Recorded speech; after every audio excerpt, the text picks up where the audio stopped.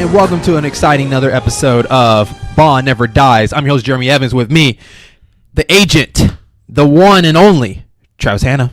Ba-da. So our voyage so far, we have gone through Dr. No, From Russia with Love, and Goldfinger. And so far, we've been seeing this, it feels like that they're learning from the last one and keep getting a little bit better and better and better. And we see the budget going more and more and more. And we also see more experimental ideas more and more and more. That's what I was going to say. Is I think they're trying to branch out and try new things while they're developing this character. And speaking of that, I actually read something kind of interesting that I can't remember the guy's name. The creator of James Bond. Oh, Albert. Oh, you're talking about the actual guy. Yeah. Oh, I'm sorry. Ian Fleming. Okay, yeah. Ian Fleming actually tried adapting Thunderball to be a movie, and he didn't like working in Hollywood, so he made it into a book, but then he got sued because the book had everything that they were talking about in the movie, and so they had to go. So they went back and made it a movie again. So it actually started out as a movie first before it became a book, and then went back to. Did Ian Fleming write that script, I guess? Or? I don't know if I'm sure he helped write the script, and they might have taken some stuff from the book Thunderball, because he clearly took stuff from when they were writing the movie. Right. So I don't know the specifics. I just read. So it feels like it's not like an Ian Fleming original story. Well, per se. He very well could have just supervised a lot of it. Okay. And then when he wrote the book, that's the Ian Fleming interpretation.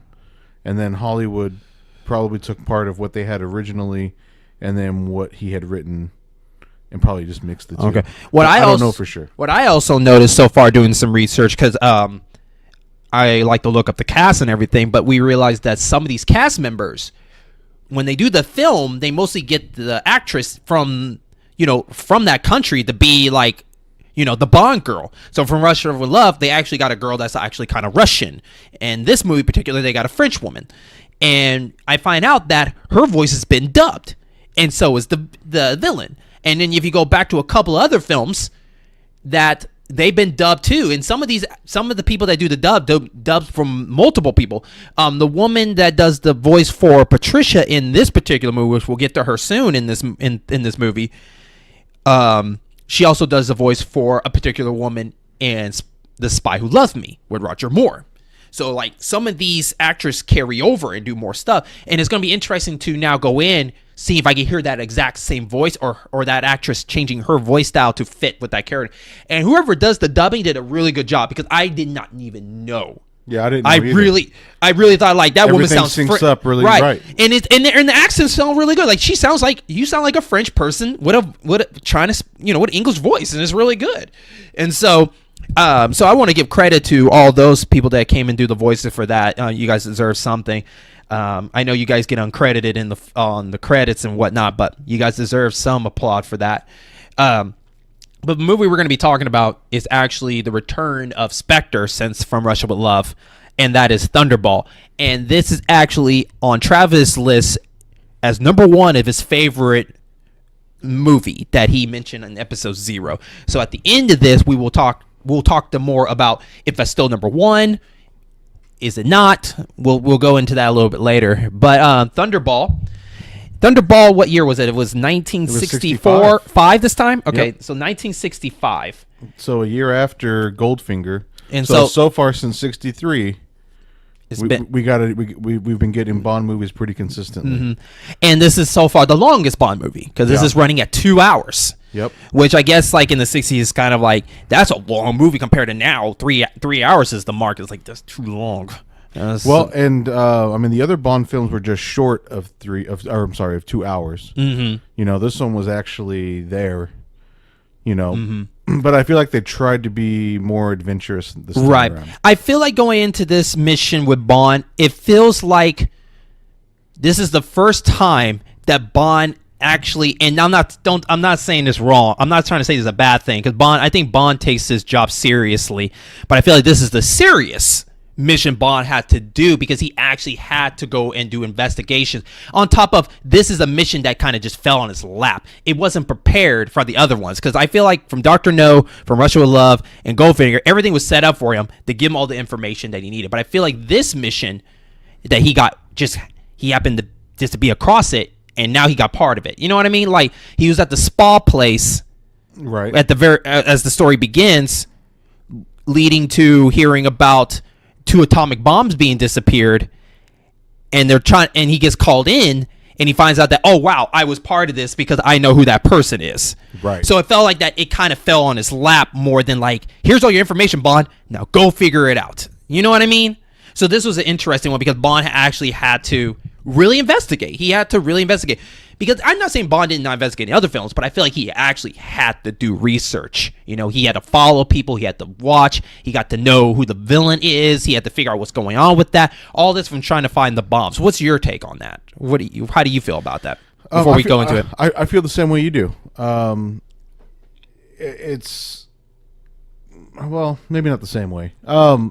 So Bond he starts out he's at a funeral investigating a dead Spectre agent, you know, which leads to a hilarious cross-dressing fight scene. that was weird. You know, especially when you don't realize at first that it's a woman. He just like clocks her in the face. I know, right? Nonstop. I was like, wow, straight to the point.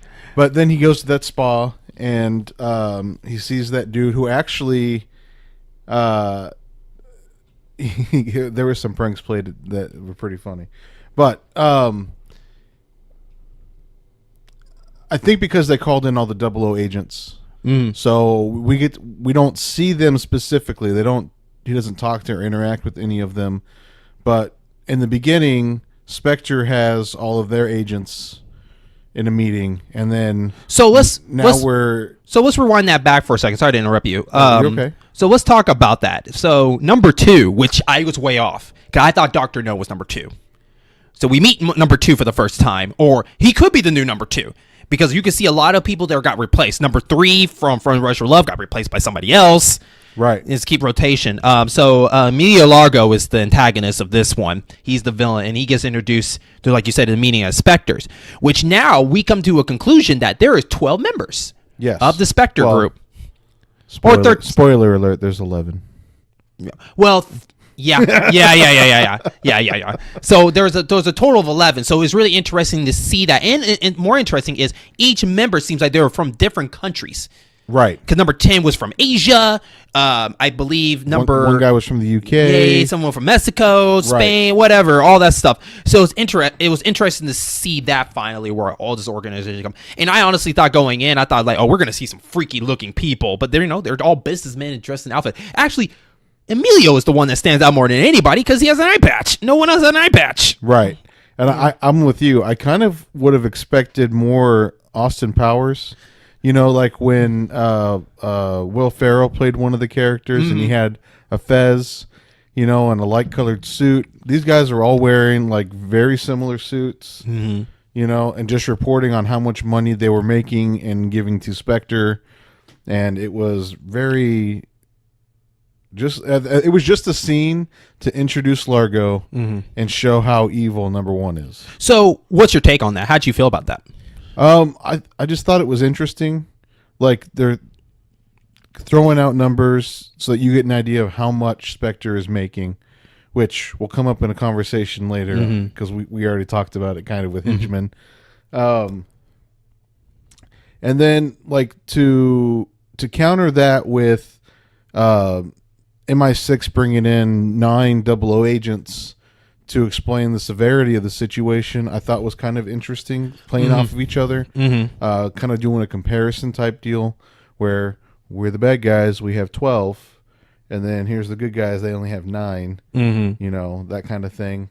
But overall, it was, I feel, just to set up Largo, and to demonstrate how evil number 1 is. Yeah, I think that needed to be shown, because like number 1, you know, last time we saw number 1 to kill off somebody was, you know, From Russia with Love, where he just brought a guy in to kill number 5.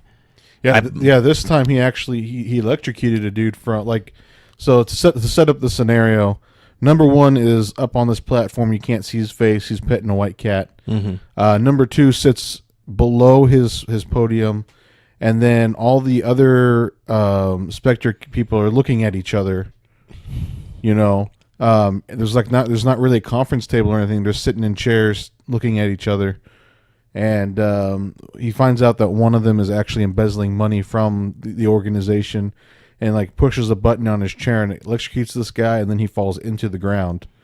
You know, like his chair lowers, and then it goes right back up empty, Right. and then they continue the conversation. right? Like nothing happened. And so at that point, we see that Largo has a plan that kind of just transitioned to Bond's moment at the spa, where actually that's where the story begins of Emilio's plan going into action, because that's where it all started with the whole taking over a certain pilot to help take a bomb from a plane. So to rewind that back, we go to Bond at spa, and it was actually his off day, right?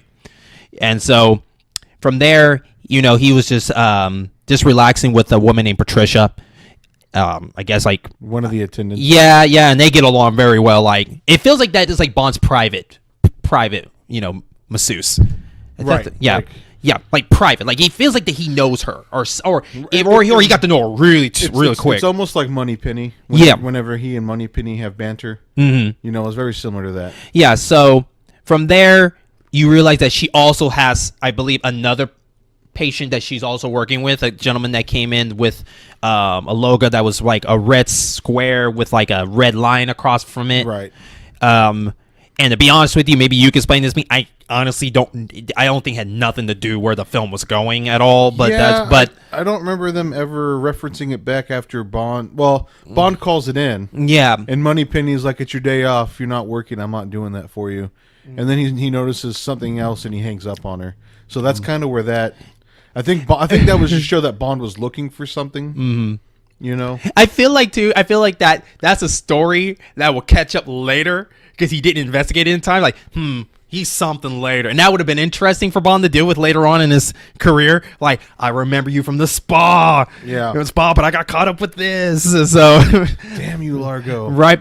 But I guess like while he was chilling at the spa and all this stuff, somehow, and you have to explain this to me, I guess I lost somewhere in the transition of this, of him going into the guy named Francois's room. He's the guy that's supposed to be the pilot later in the film, where the group ends up switching bodies. His name is Francois. I don't know how he got to that room, or how did he? I don't know if it was a phone call. The phone call told him to look in the room. I don't know. No, He just while he was talking to Moneypenny about that symbol, yeah. I believe he saw that dude Get in the car. because that dude left the room and was getting dressed. Okay. You know, and so he finishes up his massage and gets dressed, and he's talking to Moneypenny in another scene, asking her to investigate that symbol. And he looks out the window and he sees them, that guy and the guy with the symbol and this pilot getting into a car together. Okay. And so he went into that guy's room to investigate. Oh, okay. So this leads up to this. So he goes and investigates the room. Investigate the whole room, looking through the suitcase. He hears somebody in the other room. He hides behind the door. The gentleman comes out and he's all in bandages. So you don't know who this guy is. And he went back in his room. He looked around more, grabbed the grape, and get out. My question is, what was with the book? What was with the book? Like, what? He had the book in his hand that whole time. But I was like, what was with the book? I don't understand. I don't know. Do you remember that? No, not at all. He had the book under his arm, and he was walking around, and when he hid behind the thing, he was holding the book still in his hand. And then he just walked right back out, grabbed the grape, but the book, I don't understand. He had a book in his hand, and I don't know, like, what was the purpose of it? Like, did people want him to know, like, he just, like, I'm just a nobody, so I have a book, I don't know. I feel like the book was unnecessary. I don't know why it bothered me. I don't know. I'm surprised you didn't notice that. I didn't even notice it, no. Oh my God, I have to show you that scene later. But Okay. he just has this book. It just drove me nuts. And the great part was like, okay, that's so bomb. But it's like, why the book? is it the recorder later or something like that? Well, the recorder was in the dictionary. See, now that makes it even more bizarre. Yeah, What was with the book? Okay, so anyways, we move on. And during this whole time, while Bond is doing his thing, there is some commotion going down in the other part of the spa, which introduce our the next character that we find out that's later on a big thing, Luciana. Yep. Yeah, or Lucina, or whatever her name is.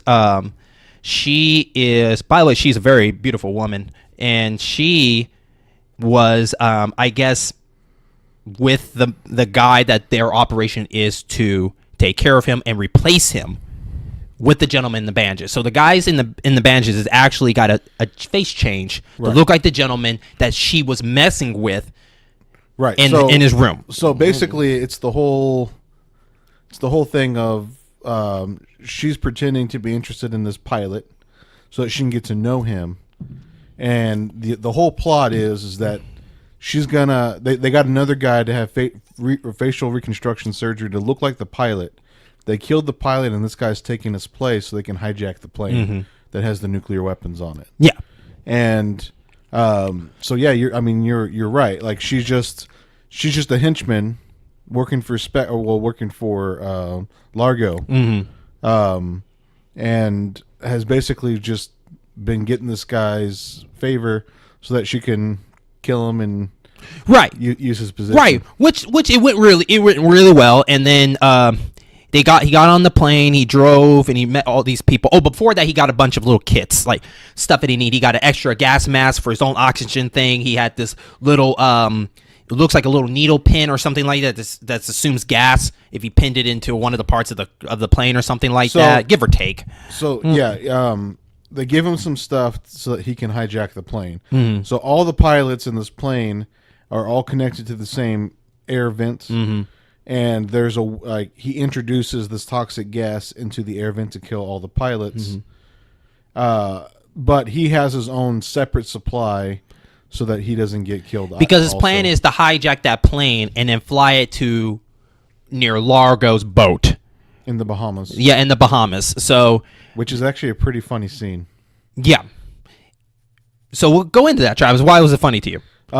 Because he hijacks this plane, and they have an underwater runway. So they light up the ocean with this runway, and this plane literally just like glides onto the water.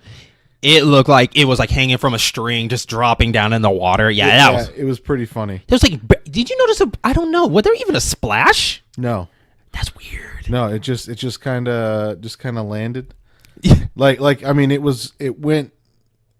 glid across the water. It wasn't like it just landed like a UFO, but then like it started sinking, and while it was sinking, the guy deployed the landing gear. So. But the important part about this scene is he tried to get another $150,000 from Spectre. Yes. The guy who had the facial reconstruction. And as a result, his seatbelt got stuck, and he couldn't get out of his seat. And Largo straight up stabs this guy. So let's set this up for Largo, because Largo had the best opening, I think, as a villain so far in the Bond series, where he sees the ship goes, and I got really hyped for him because he said, let's go out there. And he was going to go out there himself. He looks like a guy that would be behind a chair just saying, go get the stuff, I'll be here chilling. But no, he actually got his hands dirty, and that was really cool of him. So he went underwater with a scuba gear, kept the patch going, and went over there. Then realized that I feel like Largo was trying to play a joke on him. It's like pretending like he's like, oh, it's stuck. I can't help you, man. It's like, I'll save you. And then he cuts his oxygen tube, and so he just drowned. And they decided to take the two nuclear missiles, or were they nuclear missiles? Yeah, well, yeah, they were warhead nuclear bombs. Basically. So the plan was for him to take those missiles and basically hold them for ransom. Well, right, give or take, right, because. They're threatening both the UK and the United States for $100 million. And what I like about that scene too, and this is why Thunderball was interesting to me, because this was something that had a good plan.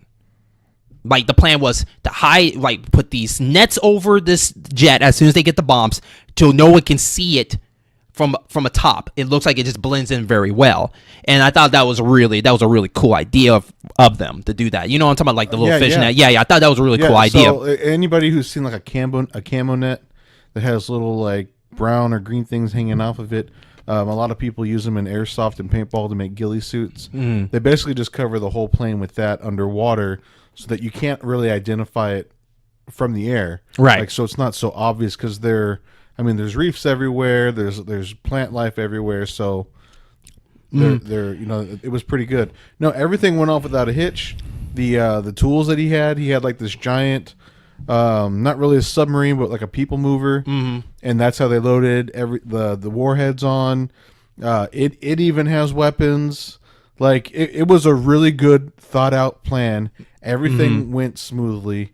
And he came in over $100,000 because he didn't have to pay that pilot anymore. Right. So with all that leads to now it becomes a government issue. So now all the bonds, or all the agents all come together in one giant meeting to talk about this decision. And so everybody's in.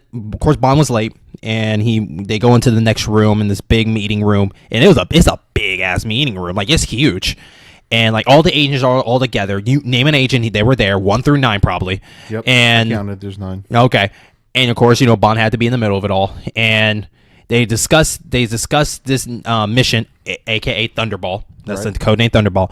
But Travis's favorite scene here is coming up, where there were 3 members sitting at the desk with M. M is, of course, the head person of this organization.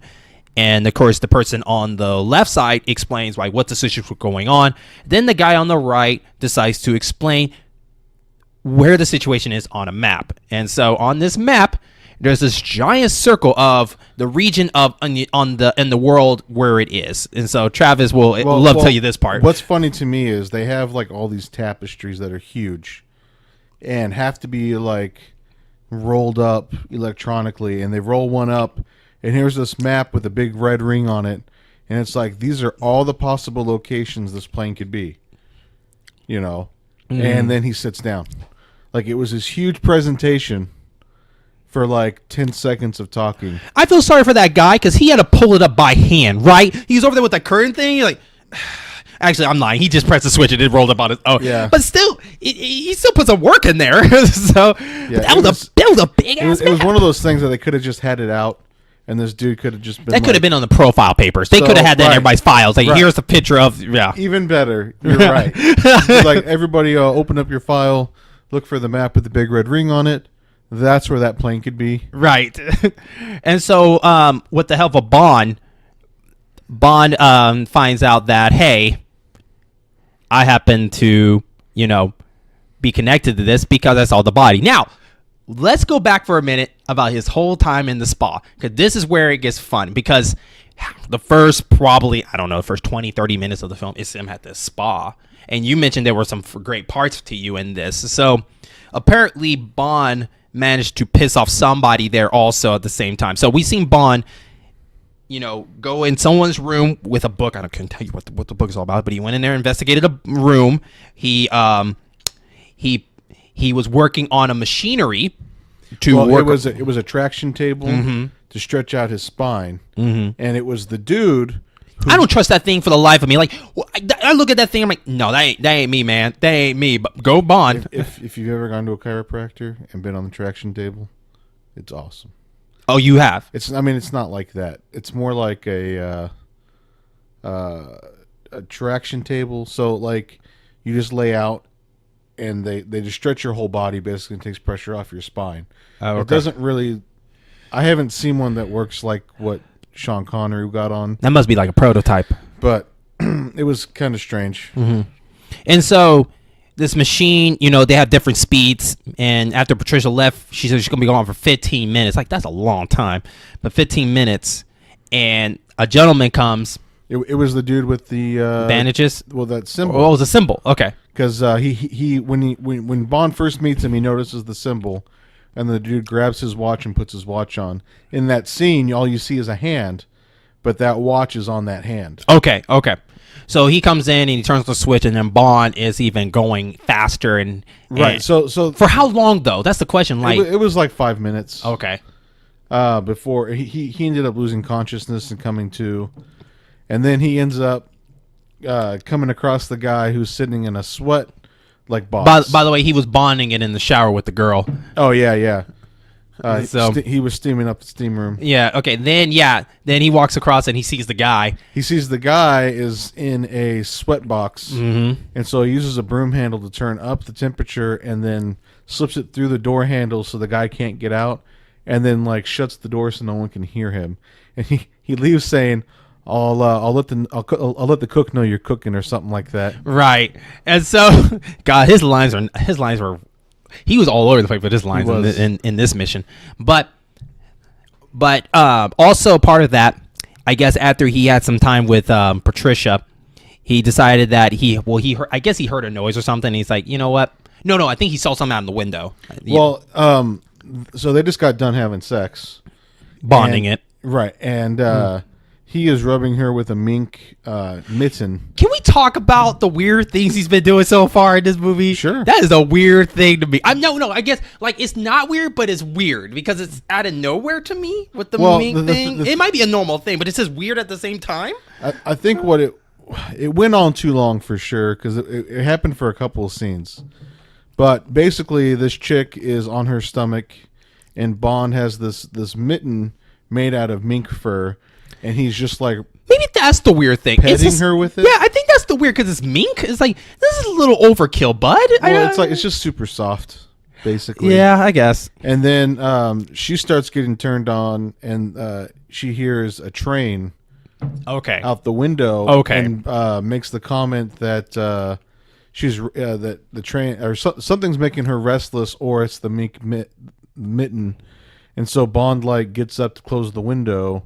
And sees this ambulance show up and pull out a gurney, and so he gets suspicious and goes. Yeah, that's right. Okay, so this is going to lead the second weird thing. So Bond actually so far has only come across things by accident.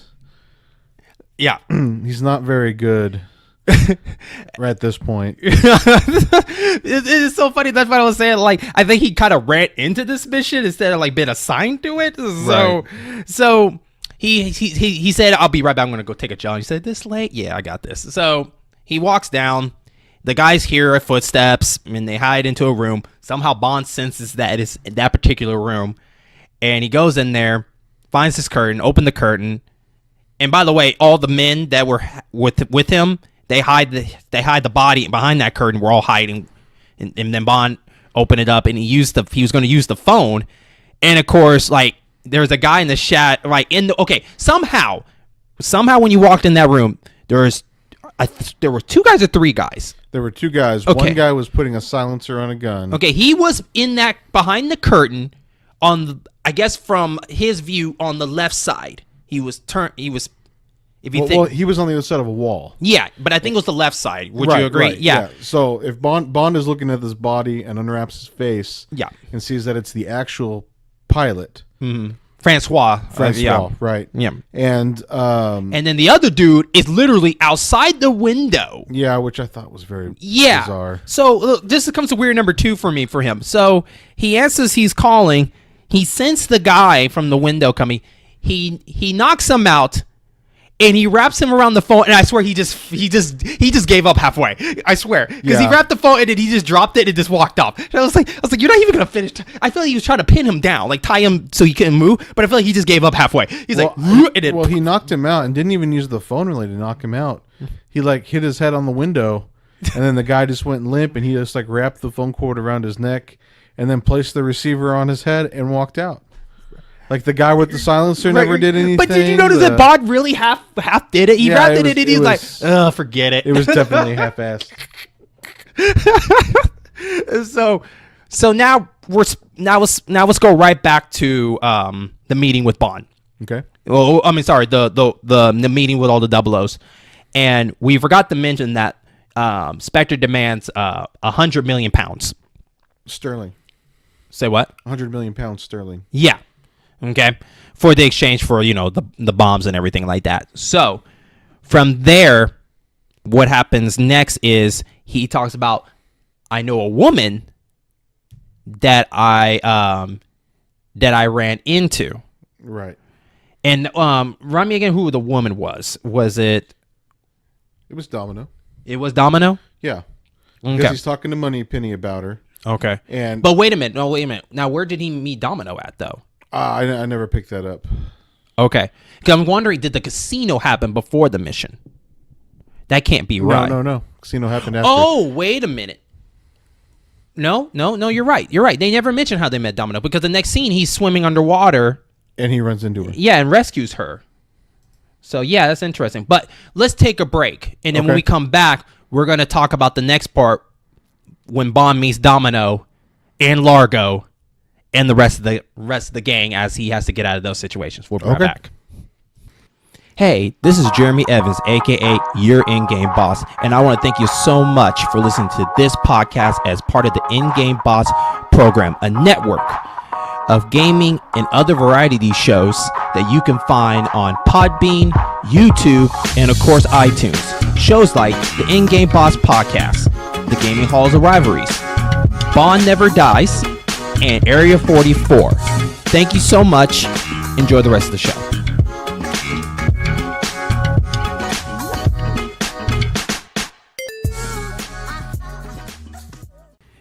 And welcome back to Bond Never Dies. I'm your host, Jeremy Evans, with Travis Hanna. Ba-da-ba-da. So, we're going to continue our mission. And actually, we just remembered that how Bond runs into the Bond girl of this film, Domino, is actually from a picture from the profile code Thunderball that Bond observed while reading it, and realized that he recognized that pilot because the pilot is the brother of Domino. Yes, but also he actually witnessed him dead at the spa, which they said that no, he died on the plane, so there was something going on. And of course, M mentioned, like, look, if Bond said he died, he did. It's nice to have a boss that backs you up. Right. So that leads up to him meeting Domino at a I guess I don't want to say I guess an ocean, was a lake. Well, no, it's the ocean. They're in the Bahamas. Okay, the Bahamas. And she's just swimming. She's swimming with the sea turtle, and then finds a starfish and gets her flipper stuck. And Bond goes over and helps her out. Right, and then that's how they met, ending up like him taking him to the hotel where he's supposed to meet somebody, but it was a lie, so he can get closer to her. Right, because there's an operative working with Bond that's female that they don't really explain. She's just done a couple scenes and then she's supposed to be like the agent in that perimeter, I guess, working with them. I guess that's what they said, because there was a gentleman that works with her too that they go to that base later.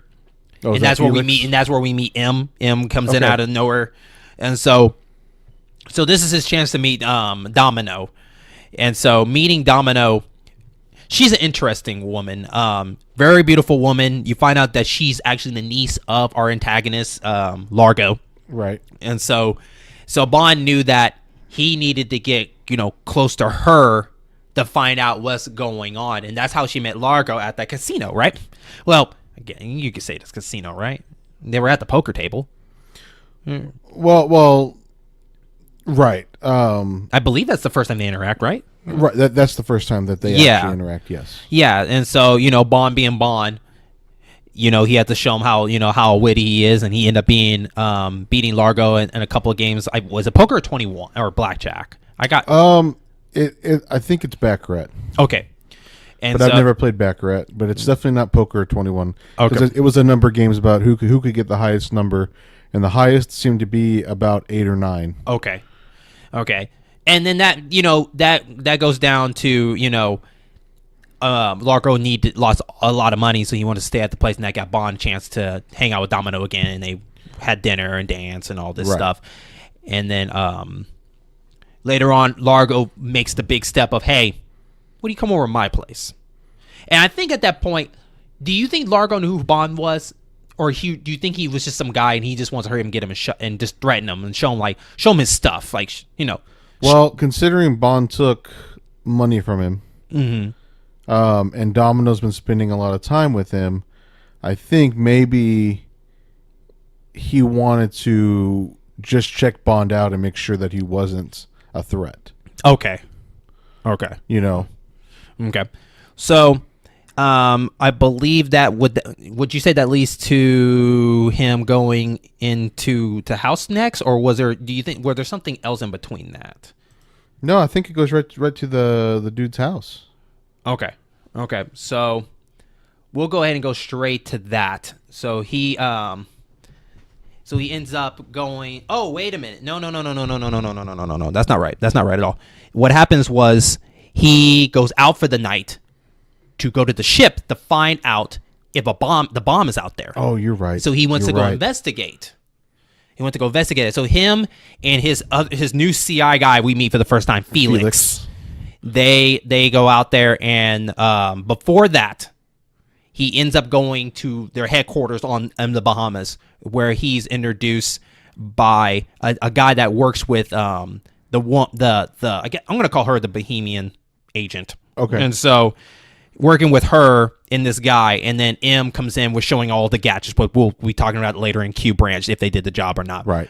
And so from there, that's where he went to go and investigate. So he swims down underwater, and he goes investigates with one of the M's gadgets, which we'll go more details about it. But it's a camera that's waterproof that can take seven pictures in like 10 seconds or something like that. Well, they're infrared. They're infrared. Okay. And it's got a Geiger counter. Okay.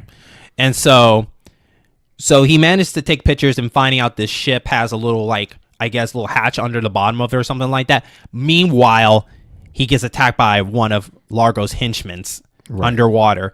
You're right. Now, this is the part that's interesting, and maybe you can explain this to me a little bit more. But let's talk about the grenade in the water scene, where he's swimming and they throw the grenade, and, it kind of affects him really bad. But I want to go into that. Do you think that makes it that big of a effect that would really mess him up, and then they tracked him through his bubbles of exactly where he is? What's your take on that? I don't know, man. I know. No, I'm a little confused. Because at the end of fight, he uses a grenade. No, we're talking about, like, they were trying to track him. Because remember, he fought one of the scuba divers underwater, and Largo saw it through the camera. They were fighting, okay. And then he started swimming off, and they're like, throw a grenade in there. So he can kind of, I guess, stop him for a minute, so they can figure out where the bubbles are coming up, and then they're going to throw another grenade there. And I guess, to me, I got confused of more of, like, do you think he would have made it back, or do you think he would just get such a big headache or something from there that he couldn't swim back? I guess there's a lot of YouTube channels where they detonate explosives underwater and whatnot, and it can be very jarring to the human body. Mm-hmm. So it very well just trying to stun him or just stop him. Killing him, I'm sure, is the top priority. Yes, but either way, it should, hinder him from getting away. So Bond makes it out, and then this goes into the weird thing number 3. And the weird thing number 3 was Bond gets dropped off, he gets dropped off by the woman that we mentioned earlier that was with Francois. Now, to go to her, she was actually in an incident with Bond before, and that was when Bond was driving away from the spa, I guess, heading back to the meeting before finding out that the bonds were taken by Spectre and whatnot. He was actually rescued by a woman that blew up a car that was tracking Bond. Right, she had a motorcycle that had rockets on it. Yeah, and then from there, she was gone for a while. Then we see her pick Bond up right at the beach, like it was perfect timing. And she's driving like a now I know that was a Mustang. That was a Mustang car, wasn't it?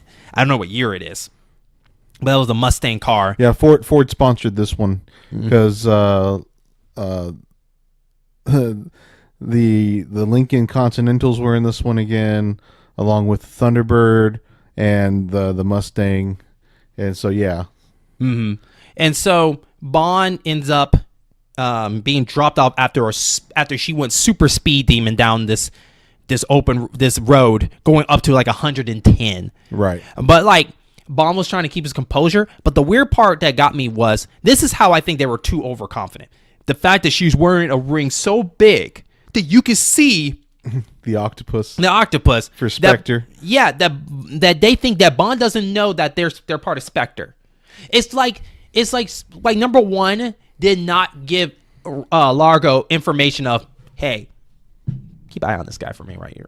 He might be involved. I don't know. He might not. Right. I'm just saying, but keep an eye on him. Just keep an eye on him. He's already killed a couple of our guys. Yeah. And ruined things. Or he should have been in the paperwork. Like, here's a guy that killed us. If you see him, and he should know him by now, keep an eye on him. And then that's why I think Largo should have known who Bond is. I guess that's where I got confused at. Like, and everybody in his group should know who Bond is. But I guess number one didn't think he was ever gonna show up again. I guess I don't know. You know, the number one big problem in large organizations is compartmentalizing things, and when people don't talk to each other, you know, things like this slip through the cracks. Right. So it just goes to show, if you're evil or if you're a good organization, you should probably make sure your people talk to each other. Right.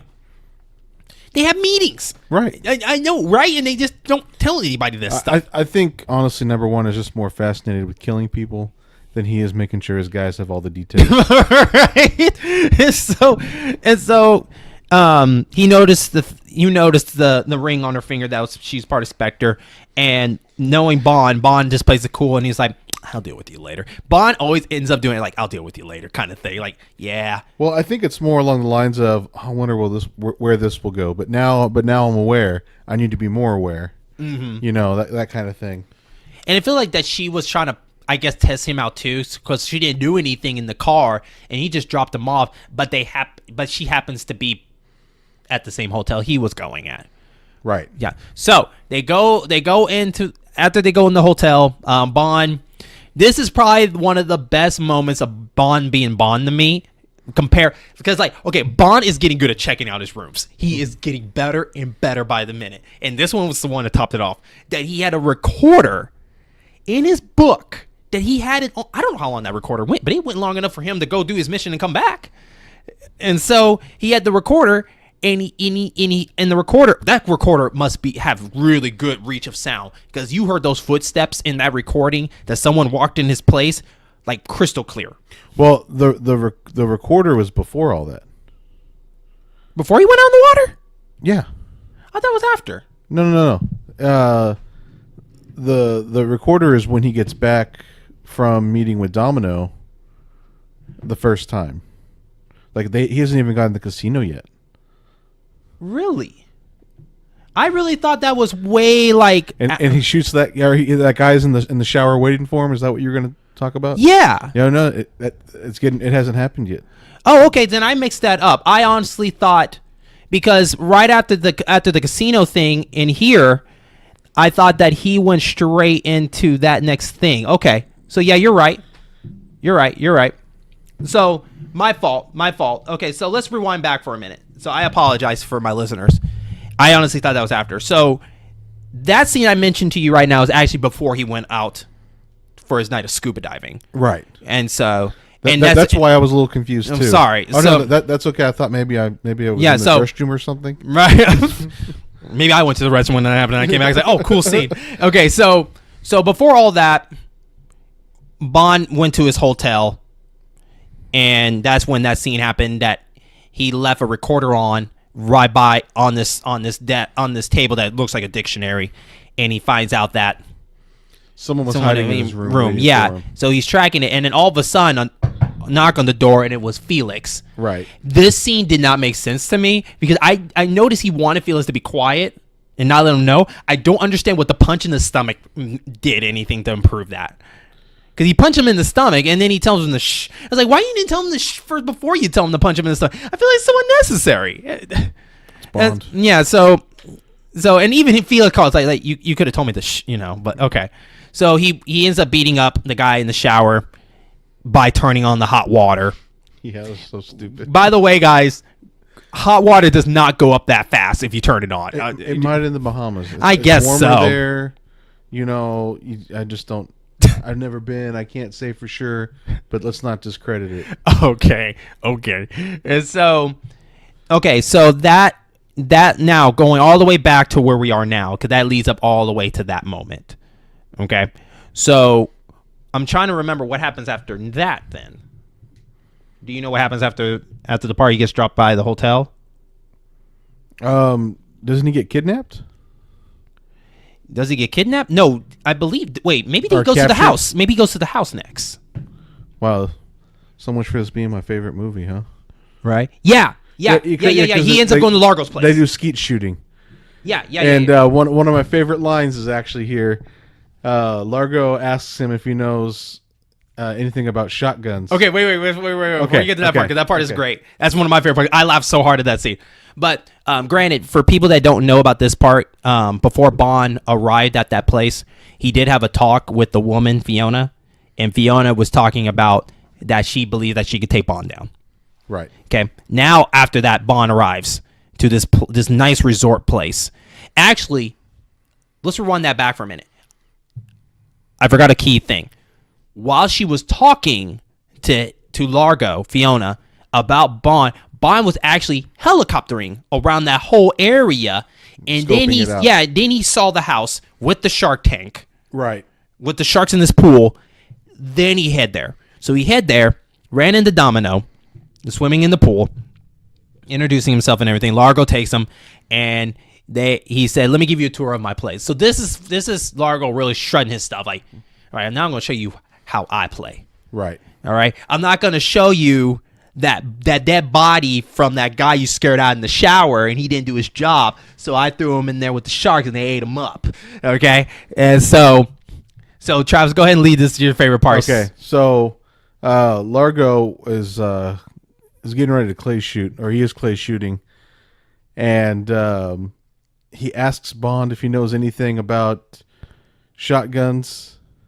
Largo says shotguns are just like women, and he asks Bond if he knows anything about shotguns, and Bond's immediate response is, "I know everything about women." Or I know about women. It's cracking me up. And then I love the part where like he say, "Would you call out the shot for me?" And he's like, "Yeah." And he's like, "Bam!" And he didn't even aim. He just shot it like, He just shot it up. Right. He's like, "It's not. It wasn't. I don't think it's that hard." I died laughing because that's such a Bond thing. That Bond is so cool that he didn't even look. He didn't even look. Nope. He just turns around and shoots. Right. You can see Largo really getting pissed at that moment. It's like, "You think you're better than me? Okay, we could play this.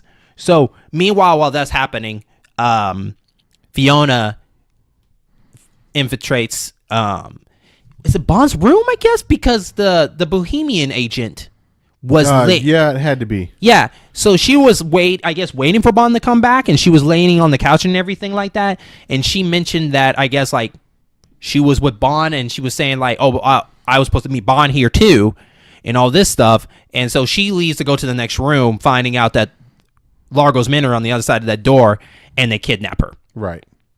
And so from there, Bond gets back, and this is the part that was really tough for Bond, because I think this is Bond's moment where he really got serious, because he was about to lose somebody that it was actually his responsibility this time, not from Goldfinger with the girl dying from gold. That it was his responsibility, but he got too cocky and he got knocked out for it. But this one was like, I should have known better. Right. And so he ends up he canceled everything, and he said, "We're going out there, we got to go get her." So this is the first time we actually see Bond actually like infiltrate this place. And this part is really interesting because there's a couple of things that kind of cracked me up about it. So one of the things was he infiltrated the whole thing, and I swear these men really have weird scheduling walks. Because Bond just walks around like it's perfectly fine. I feel like sneaking was pointless to me. And for the men point, like, because the men's. We just need to have a conversation about henchmen. Yeah. Because for real, Jeremy and I were talking about this before. Like, Goldfinger had like the bomb henchmen. Like, they were tough. They would do whatever it took to get the job done. Mm-hmm.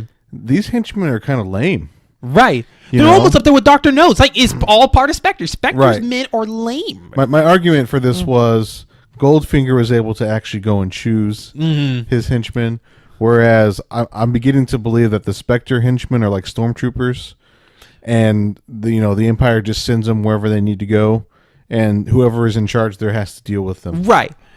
So you'll understand more why I'm very surprised, because like I feel like that the henchmen really let Largo down on a lot of stuff. Now, of course, we're not going to go everything detailed, so we're actually going to speed this up a little bit. So what happens after that, of course, Bond ends up trying to save Patricia. Not Patricia. Trying to save the Bohemian agent, but she ends up taking what did they say, like a pill or something to kill herself? Yeah. Because Bond got there too late. Right. The part that got me, Travis, and I don't know if you noticed this, but when Bond escaped, left out of that little basement door, he left it wide open while those guys were near the pool talking. You come back and it's completely shut. Did you notice that? Yeah, it's just an inconsistency. No, but I think Bond is just so quick. Oh, you think so? Yeah. I think you went back to scene. He's like during the time he looked at me, he's like, "Oh crap, I forgot to close the door." He closed the door and he walks off. That's how quick he did it. Just like with the grape. Yeah. Okay. He's just so quick. And so after all that, Bond ends up playing these henchmen like fools, making them think like the other person did this, and almost killing each other and all this stuff. And then Bond gets back to the hotel, meets Fiona, that ends up being in her tub. Yep. They were talking. She ends up trapping Bond with her men, and they end up going for a ride. Bond ends up making an interesting part, because I swear he knew that black guy, because that black guy came up and just kept asking for like, you want a drink? I feel like it's like, okay, I'm doing this. Right. Bond, take hey, the Bond. Felix paid me. Come on. And so Bond ends up kicking the drink, taking the Fiona was actually lighting a match when that happened, like lighting her cigarette. He ends up grabbing her, lighting that alcohol that ended up on the seat, and then he escapes. And it goes into the giant parade scene, which the parade scene is really cool, actually. Yeah. Because I give those people credit for actually moving on, while Bond had to maneuver everything. And during this time, Bond actually got cut. I forgot where he got cut at, but he got cut, and they were tracking him through the blood. Right. And then it's all ended up at a little cabana club area outside where he was hiding, and he was trying to disguise himself by trying to grab a girl and blend in with the crowd. Fiona found out. Fiona replaced that girl. They end up dancing, and while she was dancing, the henchman's one job is to shoot Bond.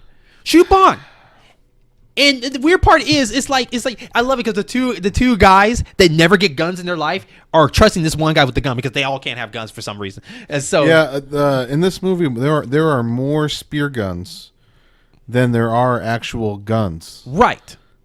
It's very strange. So with all that, the guy believes that he can shoot the gun at the right time as the bongos and at this little cabana was going wild. It's going crazy and everything. And Bond saw it, but for some, Fiona didn't see it, I guess. And of course, I don't know where the setup is, but they end up killing Fiona, because Bond ended up turning the girl at the right time and killing. And that's where I'm like, these henchmen are terrible. You have one job, man. One job. Yeah. Like I said, I swear he.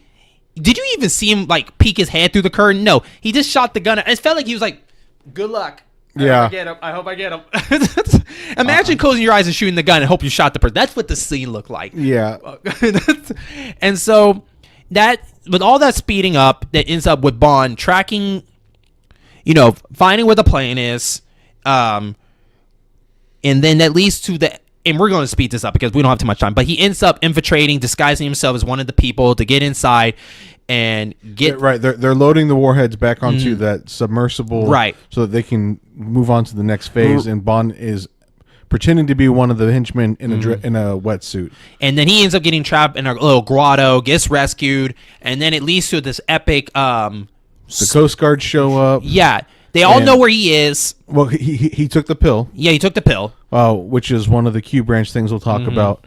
And then the Coast Guard just started dropping parachuting in Coast Guard agents. And it's really funny because when you look at everything from in the air, you can totally see this giant orange submersible with all these dudes in wetsuits. Mm-hmm. So it's not like they're concealing themselves very well, you know. And the Coast Guard and the henchmen get into a big fight with Bond with his water jetpack. And then this becomes a giant like harpoon battle shoot against all of them, because like Largo's trying to get the bombs out, escape, and Bond is trying to stop him, while the government is trying to kill all the henchmen. And it ends up, this is probably a good 20-minute scene, to tell you the truth, because it ends up being a battle, ends up being Bond doing his own thing, coming back. Now this is where Travis and I had a little bit of split, because Travis actually did not enjoy that scene that he wished he had, and I actually did enjoy the scene. But we could both agree, though, that in this scene, it was very confusing to know what was going on most of the time. Yes, because it's hard to identify where Bond is, except for in the beginning. There was a jetpack scene in the beginning after he takes down the cross-dressing Spectre agent. He actually flies away on a jetpack. And then here he is underwater with like this submersible propulsion thing, and then he ends up taking it off to fool a couple of henchmen. And after that, it's kind of difficult to keep pace of where he is, because he looks like all the other Coast Guard guys, other than he's not wearing pants, like he's wearing a wetsuit top and shorts, not that he's naked but yeah.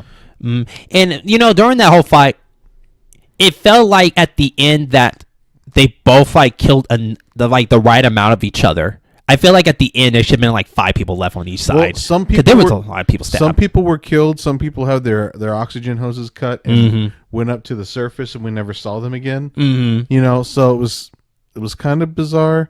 One of my favorite scenes here, though, is Largo takes off Bond's mask, his scuba mask. And Bond immediately goes and grabs another guy's scuba mask. They're under the water. And he puts it on under the water. So he still has the same problem that he can't see. He's just wearing a mask now.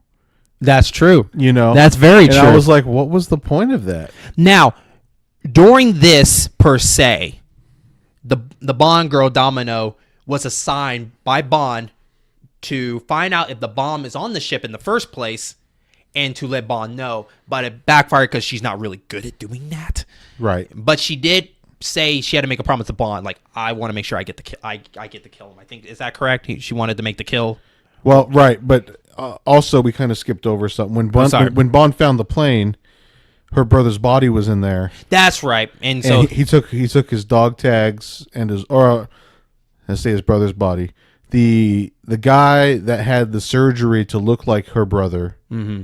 Who was the pilot that hijacked the plane, had the dog tag and a watch that the actual pilot had. Francois. So Bond retrieves them and gives them to Domino as proof. Yeah. That her brother is dead. Yeah. Oh, by the way, guys, can I say that Bond somehow was bonding it underwater when he ran into Domino again, and then they hung out on the beach, then he gave him the stuff, and then he told her to do the job, and then she told that one of the henchmen was coming up, and he shot him perfectly with a harpoon to the wall, and then they left. Okay, that was all in one scene, and that was hilarious. Okay. It was pretty funny. But yeah, he proved that he can bond underwater. He can do it underwater. Good for him. Yeah, for those of you who want a quick representation, Bond's underwater, Domino's underwater, they wave at each other, they embrace, they go behind a rock, and there's a bunch of bubbles that come up, and the next scene is they're on the beach. Yeah, so Bond proves to us that he can do it anywhere.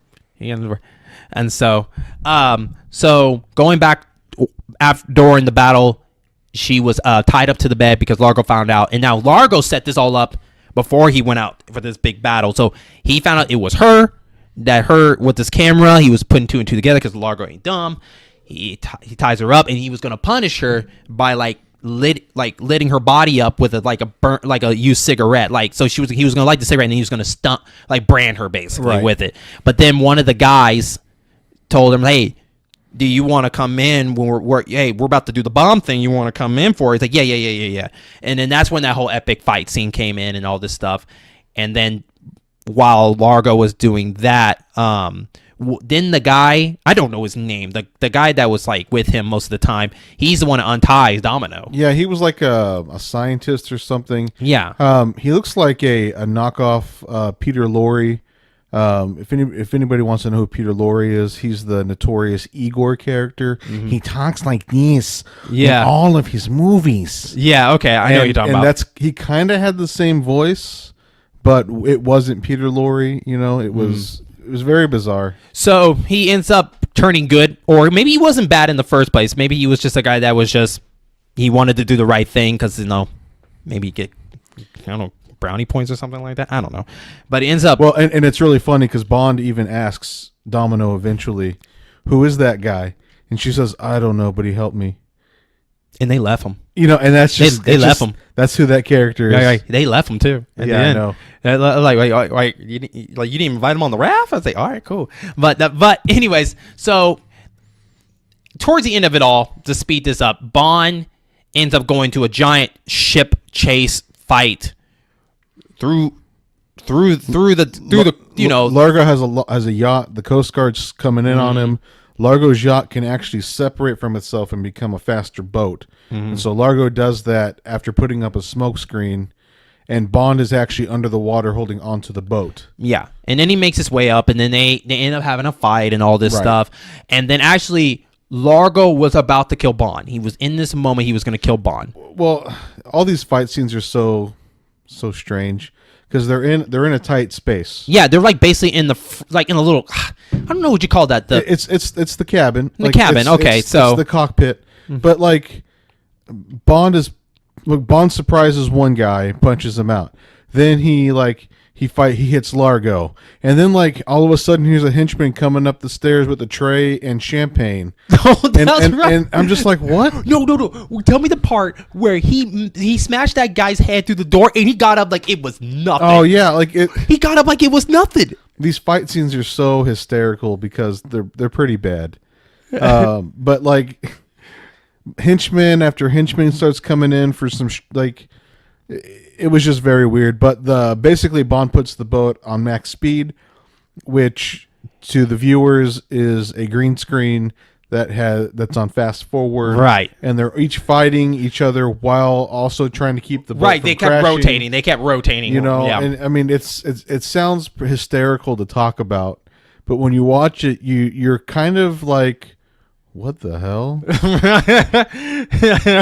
So with all that, then I guess like, did Bond get hit and then he couldn't get up, or he was just in checkmate and he just stayed in position and Largo had the gun?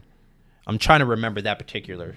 No. Largo hit Bond. Oh no, they hit a reef, and they both got knocked over, but Bond got knocked like to the stairs.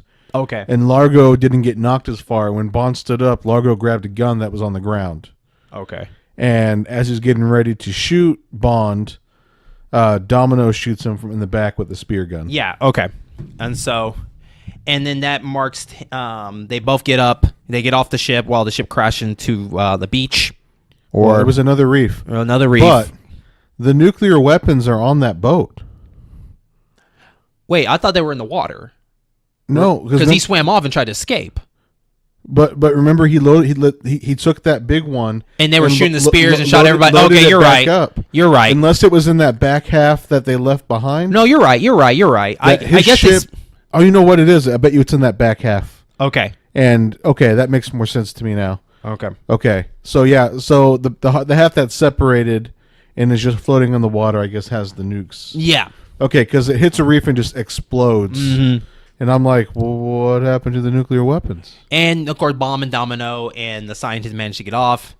He sends out a signal. It's one of the dopest escape scenes. It was pretty dope. Okay, so Bond and Domino are in the water. This plane drops off a raft. Bond and Domino get in the raft. Bond starts inflating this big red balloon, and the plane comes back. And Bond attaches the balloon to his wetsuit, and when the plane circles back around, grabs the rope and lifts him and Domino up into the air, and that's where the movie ends. Yep. So it was like, yeah, I'm done with this bitch. Right. I stopped Largo. We got the nukes. Me and Domino are out. So that's basically what Thunderball is about. Us kind of just gliding through it a little bit. But there is one particular thing we did not talk about, and I saved this because I wanted to really sit down and hear your thoughts about this scene. Only because this movie was really pushing for this part of the movie, and it was the part where Bond was actually infiltrating the house. He gets caught up in the fight. The fight led into a pool. They closed the pool, and he was in there with the sharks. Let's talk about that real quick. Okay. So he's fighting, and they said release the sharks from another pool to go through. Okay. And then during that fight, he ends up stabbing the guy because I guess they had a knife in that fight. He ends up stabbing him, and then he uses one of his gadgets like a rebreather or some sort. Right. And he managed to get out sharks. My question to you, Travis, was that believable to you that he could have swam out of there without dealing with the sharks, or do you think it was possible to do that if he didn't have to move? So this goes back to the Dr. No tarantula scene. Mm-hmm. We know that tarantulas are not poison, or they have venom, but they're not prone to attacking humans. You know what I mean? And after watching like Jackie Chan movies, there's a Jackie Chan movie where he has a whole fight scene underwater at an aquarium where there are sharks. Mm-hmm. Honestly, I don't believe the sharks they used in this movie are aggressive towards humans. Okay. It was just kind of like, oh, this dude has sharks.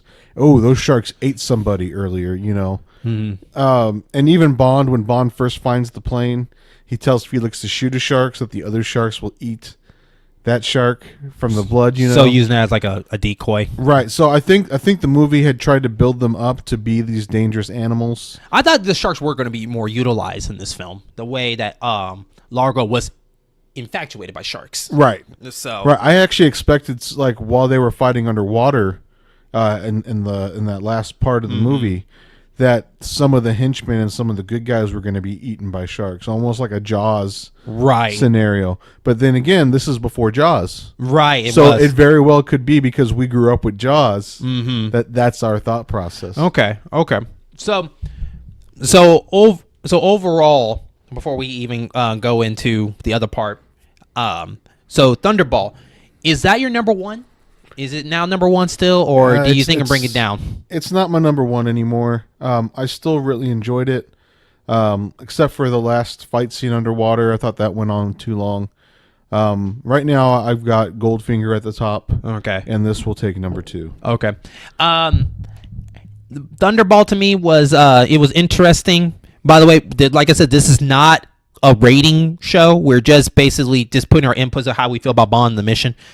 And so, to me, I think his From Russia with Love mission was a little bit more appealing than this one. I thought that it took a little too long to get started, and I felt like that some of these characters were underutilized, and I kind of blame the henchmen were really dragging some of these people down, and they didn't really get a chance to do what they need to do. And so to answer the question about did Bond succeed his mission, I say I feel like the villains really screwed up and just kind of gave it to him. I don't feel like he really confidently completed the mission himself. I feel like that Emilio messed up. I feel like Lucia dropped the ball. I feel like, the henchmen weren't really doing very well. I just feel like that they made it easy for Bond, and they gave him a lot of breadcrumbs to follow. Bond was... So, I agree with you 100%. The only reason Bond knew to go to Nassau in the Bahamas was because of a picture. He saw that guy. That guy. Yeah. The only reason he knew about that was because he noticed the tattoo. Right. The only reason he knew, and anything was all chance in the beginning that led him to tell M that he should go to the Bahamas, because originally they were going to send him somewhere else. Mm-hmm. So I agree with you. This whole thing just kind of fell into his lap. He was more serious in this one because of the nuclear weapons. Yeah. But yeah, I'm with you 100%. So let's talk about the Bond girl first. Domino. How did we feel about Domino? It's funny. She is. It's funny. She's probably the most beautiful one out of the ones we have. Like, beautiful than Pussy Galore. That's weird to say. Beautiful than Pussy Galore. Beautiful than Tatiana, and more beautiful than the first girl from Bond. I forgot her name. That's the point. See, she's so beautiful, I forgot her name. And so, but Domino, it felt like that her character was slowly growing, and then it felt like that it was being rushed towards the end, because like her and Bond were really kind of getting close, like from the casino to the parade to a bunch of stuff, but all of a sudden, like, she kind of got cut off halfway to me on the beach when he had to rush her to, hey, I need you to go in here and take pictures, and I just felt like that was a little rush for her. Well, I see her more as the girl next door. She really has no interest. She's not part of Spectre. She's not. She's not anything. And then once her brother is killed, like when she figures out that her brother is killed, another thing that fell in her lap. So she didn't know until Bond told her. Well, right, and so I think that was like, well, I got to do what I can. I'll give you that, because at least I think if they didn't give her the final kill, that she wouldn't be that she wouldn't shine that much in the movie. Well, right, because she's not a badass. No, she's not by any means. But she was determined to get revenge for her brother. Right, even if it's killing another family member, because that was her niece. See, you see, it's weird, right? Is it niece or not a niece? Like quotation niece? Well, okay, so go into this niece thing. Like friend niece. Bond makes the comment about him being or her being his niece, and she says it's not really that way. So I think I think it's just a cover. Okay. He tells people that, and really they're using her brother, and she's collateral. And then they end up killing him anyway, just like they did the guy that replaced him. Okay. But she is not like a mean person. She's not a bad guy. She's not even really a good guy. The only reason Bond gets saved is because she wanted revenge for her brother. Right. She didn't even kill him to save Bond. To tell you the truth, man, I think so far she's number one for me, though. For real? Yeah, I think she beats Pussy Galore, because like, I guess Domino's, hers is more believable. That here she is, she got caught up with something, and she wants revenge, and she's doing the best she can, or she only does what she thinks she can do, and it feels more believable. It's not her like all of a sudden she's a badass as she finds out her brother was coming. She actually tried. She got caught. It didn't work out, but she managed to get some help, and she went in and helped kill this person. And actually, to tell you the truth, she didn't really kill Largo. Like she wounded Largo, and they managed to get off, and then Largo died with the ship. So, well, no, he hunched over the steering wheel and died because they couldn't move the steering wheel. I just thought maybe he was just so hurt that he didn't like. No, he collapsed because they were trying to move the ship or the yacht before it hit the reef, and they couldn't. And that's why they jumped out. Okay, by the way the shot looked, it looked like that it wasn't like a permanent death spot. It was like a kidney shot. Yeah. So that's why I just didn't think that he killed her. Killed him. But it just felt more believable for her to do that than like Pussy Galore turning halfway because Bond was bonding it, and then all of a sudden like, oh, I'm going to help you with and get Goldfinger now. Yeah, but Pussy Galore was she was a different kind of Bond girl. Mm-hmm. Because she was badass. She was badass. Like she was willing to do things that Domino wouldn't. She was dominant. That's probably the difference. Like Pussy Galore was the most dominant Bond girl so far, but I guess Pussy Galore is was the most dominant Bond girl out of everybody. But I don't know why. I think Domino just made it feel more believable. Well, like I said, I think it's because Domino was like the girl next door. I'll give you that. She wasn't really a henchman. She had no stake other than she didn't want to die like everyone else, but they were in the Bahamas. It wasn't going to affect them. So I'll give you that. I do think she is the most attractive at this point. Okay. And I'll put her at number one for my attractive, but right now I think Pussy Galore is still my number one. Yeah, I'll give you that. I'll go back with Pussy Galore, but I think then Domino has to be number two for me. Okay. She was more effective in this film than Tatiana was in From Russia with Love. I agree with that. Yeah, and also what's her face from Dr. No? like to me, like she was there, but she wasn't there. You know what I mean? I gotcha. Like halfway, she just kind of just stopped too. Because after the dinner scene, she just kind of went away. And her name is Honey Rider. Honey Rider. Yeah, her name is Honey Rider. By the way, fun fact for people that don't know this, but the same person that spoke for Honey Rider, spoken voice by Nikki Van Der Zee or whatever her name is. I believe, if I'm correct, she also talks for. Yep, she does the dubbing for Domino too. So two. Interesting. Yeah. Okay, so Bond villain. What do we think of him? I liked him. I like Largo. I just feel like that everybody dragged him down. He was a guy that got his hands dirty. He wasn't playing. He really showed Bond who he was. He was very careful of his stuff, but I just feel like his lackeys were not just. I feel like he was on a different path, wavelength than his henchmen. Right. Because his plan wasn't. It wasn't Goldfinger where they're gonna irradiate Fort Knox or anything like that. It was just like, we're gonna steal a plane. We're gonna steal that plane's cargo, and we're gonna hold the world for ransom. That's it. And everything worked out. That's his plan. But yeah, everybody around him brought him down. Right. And that's just so sad because Fiona, sorry. Yeah. Sorry. God, I keep messing up her name all the time. Actually, I'm sorry. Her name's not even Fiona. I messed this up all the time. Her name is Luciana. So I messed up her name. So Lucinia's her name. Sorry. Oh, no. That's the actress name. It's Fiona. It's Fiona. Okay, it's Fiona. Sorry. So Fiona has some interesting parts, but I think she was biting off more than she can chew. She thought she can handle this stuff to show Largo what she can do since the Francois thing didn't work out for her. And, you saw her from the motorcycle scene to her driving really fast with the Mustang, dropping Bond back at the hotel. And she had everything okay. It's just, once again, her henchman is kind of screwed up. She shouldn't have went up for the dance. I think that was her biggest mistake.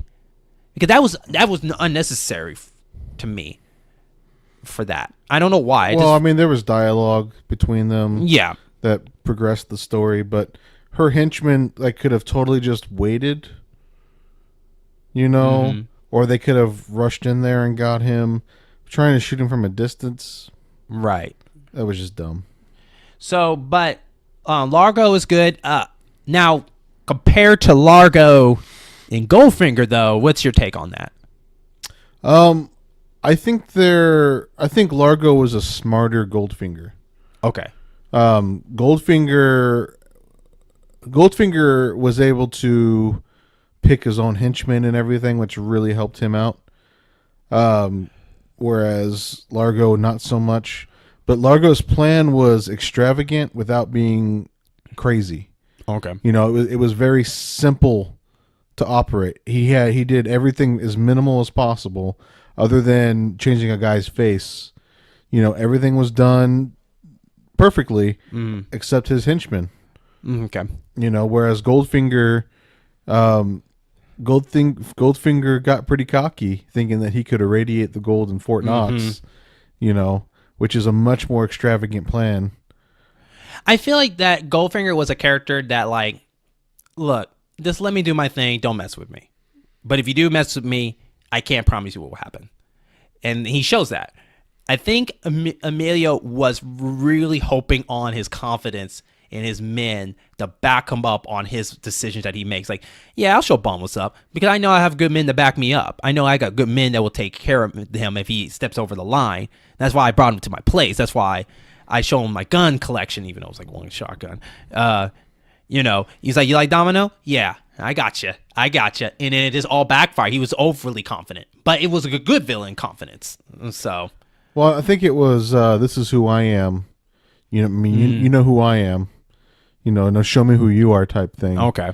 But I don't know. I think I'm gonna put Largo at number 1 now. Okay. And Goldfinger at number 2. Okay. Just because I think Largo was able to.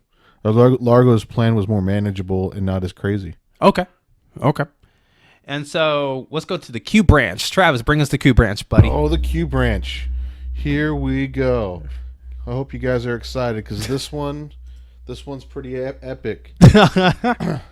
So Q gave Bond a watch, which is also a Geiger counter, which is a big improvement from Dr. No, where Bond used the Geiger counter to test on his watch. Then he gave him a camera that had infrared capability along with the Geiger counter. He also got a tiny flare to signal for help or whatever. And then the very last thing, hold on. What was it? The rebreather. Which, interesting story about the rebreather. The British intelligence thought that was a real thing when they saw this movie. Really? And they asked the guy who was in charge of making the props, how long does it work? And the guy's reply was, for however long you can hold your breath. So, that's really it. It wasn't too exciting. There was more exciting. Oh, and the pill. Mm-hmm. The pill was a homing device. So when Bond swallowed it, it would activate and they could locate him. So that's how the Coast Guard found him. So did any gadgets really help him do the job, really? Or do you think some of this stuff he could have done without it? The rebreather, being able to survive underwater for a long time helped him a lot in this movie, because once he ditched that water jetpack, that's what he used to fight off the other henchmen. Mm-hmm. I feel like the radioactive watch thing was kind of... The only time he used it was when he got offered a drink, and then he was testing if it was radioactive or not in the drink or something like that. Yeah, I think that was kind of pointless. It was pretty lame. And the more we watch, like, the more I'm like, my argument about... Like, my big problem with the Daniel Craig Bonds is the gadgets are lame. Mm-hmm. These ones are kind of lame, too, it turns out. Right. So, I'm kind of curious to see where... they start becoming cool. Right. And I think the camera was okay, only because it was waterproof and you could take a picture. Yes, it had other features, but it was mainly used to take pictures. I don't believe it was waterproof, because Domino dropped it and that lens popped right off. Oh, you're right. And that's how Largo knew that she was doing stuff for Bond. It's like, women don't get cameras. What do you do with that camera? That Bond's camera. And the flare thing, I felt like that was kind of like, I felt like it kind of just happened for him, I guess. It's like, okay, I guess. Yeah, it was. But let's talk about the gadget that they didn't mention in it. And that was the huge jetpack that actually shoots spears while he was swimming during the final scene of the battle. I forgot about. Let's talk about that thing. Like you want to probably start that off first, buddy? You need to start it off, because Bond kept messing with it.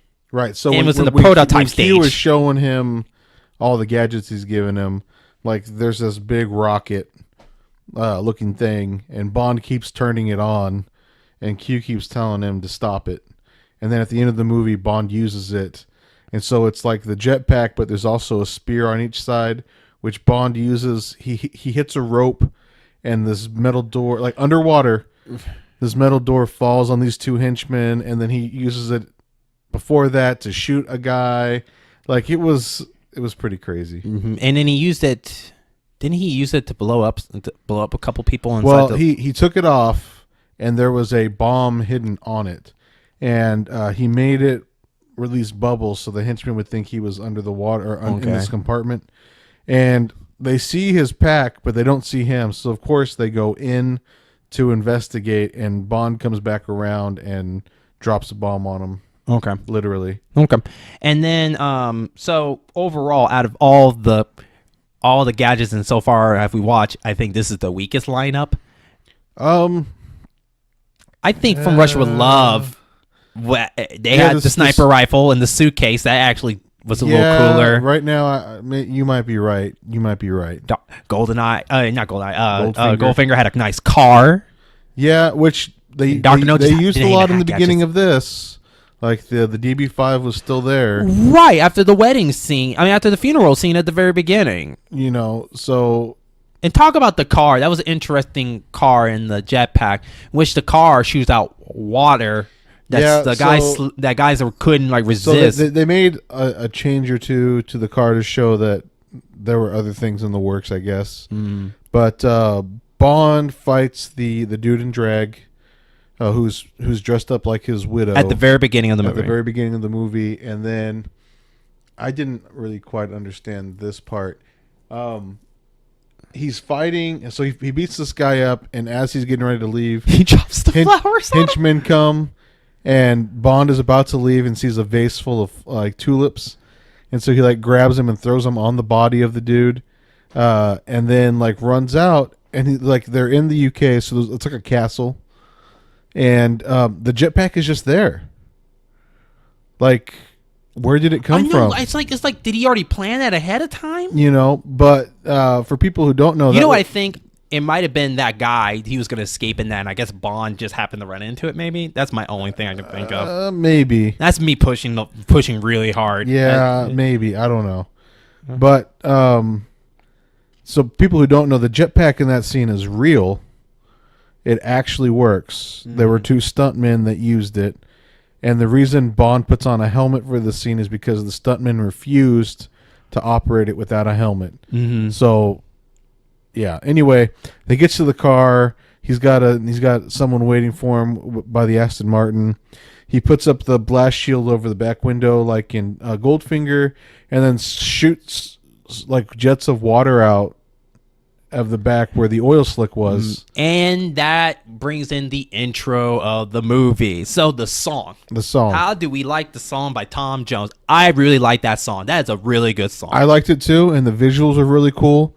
It was all underwater stuff. The violins in that song really sets the tone of that water coming up in those things. Well, and it's really like just like they did with GoldenEye, where they kind of had, or GoldenEye, I'm sorry, Goldfinger, where they had the Goldfinger theme, and then they would mix in the Bond thing. This was like one cohesive, like it could very well be a continuation of the Bond theme, right? You know, like Thunderball is the name of the mission, you know, and so it's all about Bond. So they really showed that in the music. Right, instead of like Goldfinger where they show you kind of like previews what's going on, like scenes in a certain movie you're going to come across.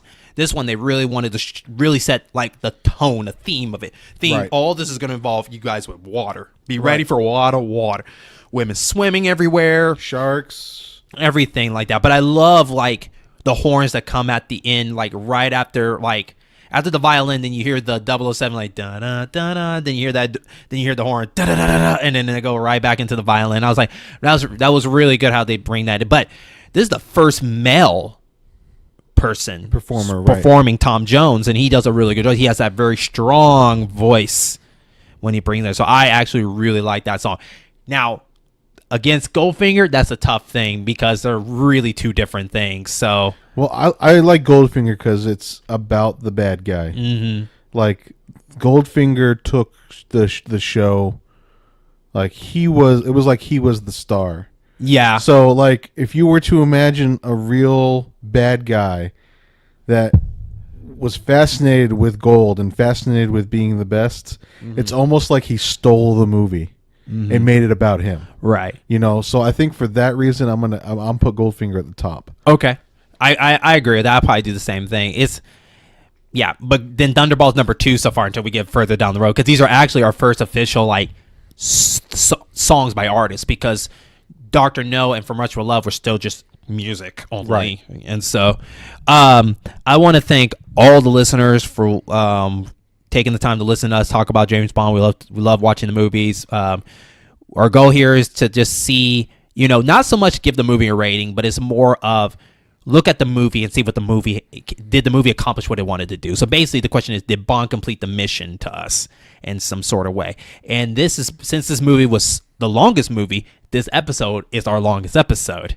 And so but definitely catch us on the next one, because this one, the next Bond movie, kind of takes a full 180 in a different direction, and this is You Can Only Live Twice. Okay. And so this is more I think more Asian oriented in this one, more Asian theme. And so I'm excited to see this one. And if this movie is I want to see if this movie next is gonna be going the pace of Thunderball's going, or is it gonna go more of a Goldfinger, kind of trying to figure out a pattern here in between. But we're almost done with the Sean Connery era. Almost. There is going to be a little break in between soon for another special Bond that we can't wait to watch. Oh, yeah. Yeah. And so, Travis, any last words before we get out? Thank you for listening. And so, for any information about our show and whatnot, please listen to our commercial at the end of this episode, and we will catch you on our next mission. Ba-da, ba-da. Hey everyone, my name is John, also known as JRobles44, and I am the host of the Area 44 podcast. On Area 44, our goal is to create a hangout atmosphere where gamers come to talk about all things video games. If you want to know more about the podcast, you can find us on Twitter and Facebook by searching Area 44 Pod on both platforms. You can also email us at area44pod@gmail.com. Thank you for listening.